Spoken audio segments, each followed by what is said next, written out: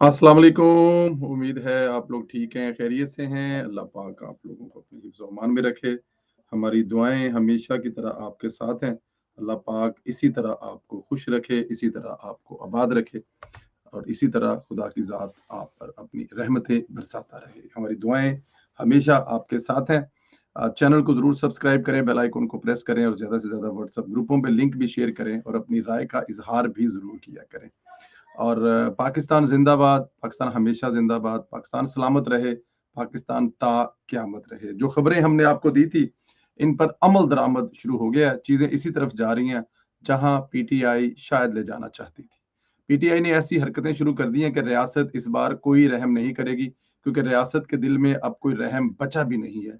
क्योंकि रियासत को उस जिसे कहते हैं ना, उस जगह पे लाके छोड़ दिया गया जहां रियासत कोई भी रहम शायद चाह कर भी ना कर सके।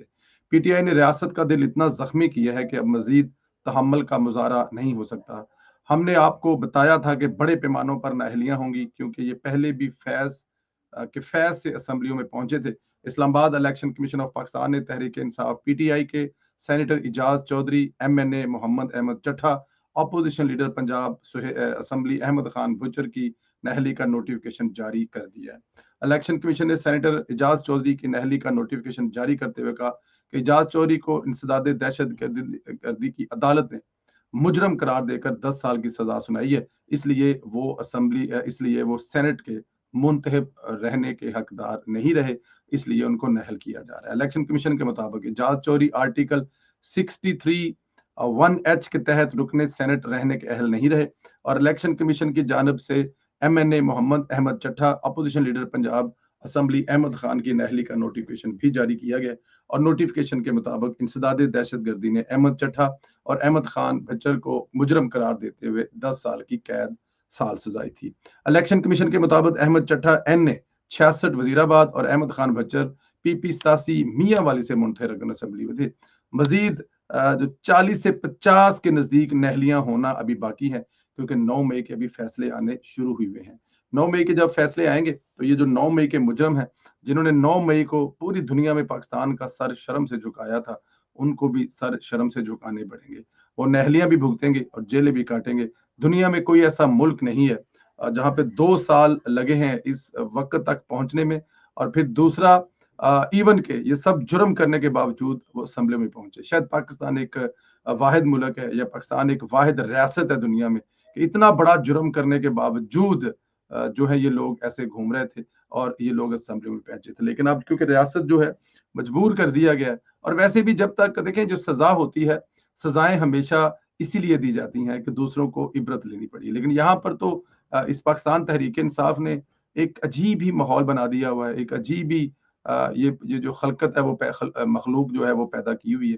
खैर अब लग रहा है आहिस्ता आहिस्ता दिन गिने जा चुके हैं और आहिस्ता आहिस्ता ये अपने अंजाम की तरफ जा रहे हैं। इधर भारत जो है वो भी पागल हुआ पड़ा है। पीटीआई इनकी मदद कर रही है, इनके प्रोपेगेंडे को आगे बढ़ा रही है और पीटीआई इनके ऑपरेशन सिंदूर को आगे बढ़ा रही है। उन्होंने जारी रखा हुआ है और भारत ने ऑपरेशन सिंदूर की नाकामी छुपाने के लिए ऑपरेशन महादेव के नाम पर दोबारा जेली मुकाबले शुरू कर दिए हैं और सिक्योरिटीज राय के मुताबिक ऑपरेशन महादेव के नाम पर गैर कानूनी जबरन जो हिरासत में रखे गए मासूम पाकिस्तानियों को फेक इनकाउंटर पर इस्तेमाल करने का मजमूम भारतीय मंसूबा ऑपरेशन महादेव बेनकाब हो चुका है। भारत ने ऑपरेशन महादेव के नाम पर मकबूजा कश्मीर में दोबारा फेक इनकाउंटर शुरू कर दिए और जराये का बताना है कि ऑपरेशन महादेव का मकसद न सिर्फ जम्मू कश्मीर में बढ़ती हुई तहरीके आजादी को कुचलना है, बल्कि अंदरूनी मुल्क गिरती हुई सियासी साख को बहाल करना है और भारत ये कोशिश कर रहा है कि इसे एक कामयाब फौजी मुहिम के तौर पर पेश किया जाए ताकि ऑपरेशन संदूर की खुफ्त मिटाई जा सके। सिक्योरिटी जराये के मुताबिक पहलगाम फॉल्स फ्लैग ऑपरेशन के फौरी बाद भारतीय पंजाब की जानब से फेक इनकाउंटर का सिलसिला शुरू किया गया।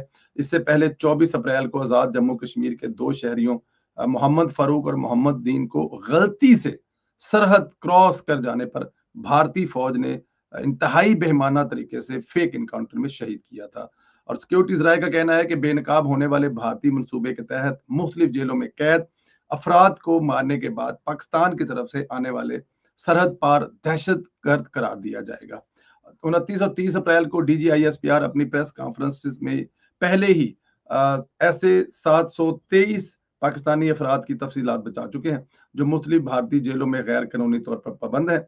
इसके अलावा 56 ऐसे पाकिस्तानी भी हैं जो भारतीय खुफिया एजेंसियों ने गैर कानूनी जबरन अपनी हिरासत में रखे हुए हैं। इन 56 अफराद की तफसीलात भी DGISPR अपनी 29 और 30 अप्रैल की प्रेस कॉन्फ्रेंस में बता चुके हैं। सिक्योरिटी ज़राए का बताना है कि हस्ब रवायत फेक इनकाउंटर के फौरी बाद भारतीय मीडिया को पहले ही से इन अफराद की लाशें और प्लांटेड हथियार वगैरह की वीडियो और तस्वीर शायर की जा रही हैं। मुसद्दका इजरात के मुताबिक गैर कानूनी तौर पर हिरासत में रखे गए अफराद को जिंदा दहशतगर्द जाहिर करके मीडिया के सामने पाकिस्तान मुखालिफ बयानात और एतराफ़ जुर्म बयान भी दिलवाए जा सकते हैं। और भारतीय हिरासत में रखे गए इन अफराद को किसी भी वक्त पाकिस्तान के खिलाफ हर्जासाई और जारहियत करने के लिए इस्तेमाल किया जा सकता है। ज़राए के मुताबिक भारतीय फौज मकबूजा कश्मीर में फेक एनकाउंटर स्पेशलिस्ट के तौर पर बदनाम जमाना और ऑपरेशन महादेव भारतीय फौज की जानब से फेक एनकाउंटर का तसलसल है। और ज़राए का यह भी कहना है कि पहलगाम फैसफाग ऑपरेशन सूदून की नाकामी और हजमियत उठाने के बाद भारत जो है वो मुकम्मल तौर पर पागल हो चुका है। उसे इस बात की समझ आ नहीं रही कि होना क्या है और करना क्या है, लेकिन जाहिर है उसे अपनी फेस सेविंग के लिए कुछ ना कुछ तो ऐसा करना ही पड़ेगा। भारत का ये जो प्लान है आपके सामने रखा है और ये बताता है कि अब किसी भी वक्त कुछ भी हो सकता है। भारत कोशिश करेगा कि दोबारा ऐसा कोई माहौल बनाए जिसमें जंग लगे, और वो कोशिश ये करेगा, जाहिर है जंग लगाने के लिए उसे अपने तौर पर कहीं ना कहीं से कुछ ना कुछ जो है वो ढूंढना पड़ेगा। ढूंढने के लिए उसको फिर यही मिलेगा कि वो पाकिस्तान के कोई ऐसी माहौल बनाए, कोई ऐसी चीज साबित करे, क्योंकि इससे पहले जिस तरह भारत जो है वो नंगा हुआ है, नाकाम हुआ है, उससे मेरे ख्याल में उसको काफी ज्यादा दुनिया भर में शर्मिंदगी का सामना करना पड़ा है। अभी उनके अपने साबिक वजीर दाखिला जो हैं वो ये बात कह चुके हैं कि भारत के जो पहलगाम में वाकया हुआ है वहां पर किसी भी जगह पे पाकिस्तान जो है उसका कोई हाथ नहीं मिला, पाकिस्तान की तरफ कोई इशारा नहीं गया। और अगर ऐसा है तो हिंदुस्तान को सामने दुनिया के सबूत रखने चाहिए थे, लेकिन क्योंकि भारत कोई सबूत दुनिया के सामने नहीं रख सका, इसलिए ये कहना कि पाकिस्तान पहलगाम वाकये में मुलव्वस है, ये भारतीय साबिक वजीर दाखिला का बयान है कि वो बिल्कुल गैर मुनासिब है। जब आप सबूत नहीं दे सकते, दुनिया के सामने साबित नहीं कर सकते, तो आपको ये कहना भी नहीं चाहिए। पाकिस्तान तहरीक इंसाफ जिसका ओढ़ना बिछोना ही झूठ है, ये कैसे हो सकता है कि वो झूठ ना बोलें और झूठ की जिसे कहते हैं कि वो कमाई ना खाएं? ये कभी पहले ना हुआ है और ना आने वाले वक्त में। तो हमाद अजहर साहब जिनके वालिद साहब जो हैं वो अभी रिसेंटली फौत हुए हैं, मियां अजहर साहब जिनका सियासत में बड़ा एक नाम था, एक बड़ा उन्होंने अपना एक शानदार अपना वक्त गुजार कर जब दुनिया से गए हैं, तो उनके साहबजादे हमाद अजहर जो कि 9 मई के बाद मसलसल मफरूर थे, अब वो वालिद साहब फौत हुए हैं, तो जाहिर है वो सामने आए हैं और पाकिस्तान की हर सियासी जमात के लोग उनके घर पे जाकर उनको मिले, जिसमें पाकिस्तान पीपल्स पार्टी से लेकर मुस्लिम लीग नून से हर जमात के लोग शामिल हैं। और उन्होंने हमाद अजहर साहब से ताज़ियत भी की। हमाद अजहर साहब ने इवन इसके बावजूद कि वो 9 मई में फरूर है, हुकूमत ने, फौज ने, पंजाब हुकूमत ने उनको किसी किस्म की कोई जिसे कहते हैं थ्रेट या किसी किस्म की कोई गिरफ्तारी नहीं की, बल्कि उन्होंने जनाजा भी पढ़ा और जनाजे के बाद आज 7 दिन से अपने घर पर मौजूद है। अभी इन्होंने रात को लेट आवर्स में एक ट्वीट की कि मेरे घर के बाहर 3 पुलिस के डाले आए हैं और बार बार मेरे घर के बाहर पुलिस आ रही है। उसके बाद एक सहाफ़ी जो हैं वो उनके घर बाहर पहुंच गए और उन्होंने वहां पर जो उनके एक पठान जो चौकीदार कह लें आप, जो उसका सिक्योरिटी गार्ड कह लें या जो भी कहना है, उनसे बातचीत की तो उनसे पूछा कि यहाँ पर कोई पुलिस वगैरह आई है, तो उन्होंने कहा जी बिल्कुल पुलिस वाला आया था एक, और वो एक पुलिस वाला था। और जो हमाद अजहर साहब ने ट्वीट में फोटो शेयर की है, इसमें भी सिर्फ मोटरसाइकिल पर एक पुलिस वाला देखा जा सकता है जो ट्वीट उन्होंने की है, लेकिन जो वो कह रहे हैं उसमें वो 3 से 4 डाले बता रहे हैं और बार बार बता रहे हैं, लेकिन जो ट्वीट कर रहे हैं वो जो कैमरा सिक्योरिटी कैमरा है उसमें सिर्फ एक पुलिस वाला खड़ा है। तो वो जो उनके सिक्योरिटी गार्ड हैं वो भी बता रहे हैं कि सिर्फ एक पुलिस वाला आया, उन्होंने सिर्फ इतना पूछा कि हमाद अजहर घर पे हैं और उसके बाद वो चले गए। जब उनसे पूछा उस रिपोर्टर ने, उस सहाफी ने, कि क्या पुलिस के डाले भी आए, उन्होंने कहा जी बिल्कुल कोई डाले नहीं आए, सिर्फ एक पुलिस वाला एक मोटरसाइकिल पे आया है, सिंगल और वो एक ही दफा आया और वो पूछ कर चला गया, इसके अलावा कुछ नहीं हुआ। लेकिन हमाद अजहर साहब हुकूमत की और अदारों की इतनी मेहरबानियों के बावजूद, क्योंकि उनके अंदर पीटीआई का गंद भरा हुआ है, उनके अंदर इमरान खान का असर मौजूद है, तो वो इस किस्म की हरकतें करने से कैसे बाज आ सकते हैं।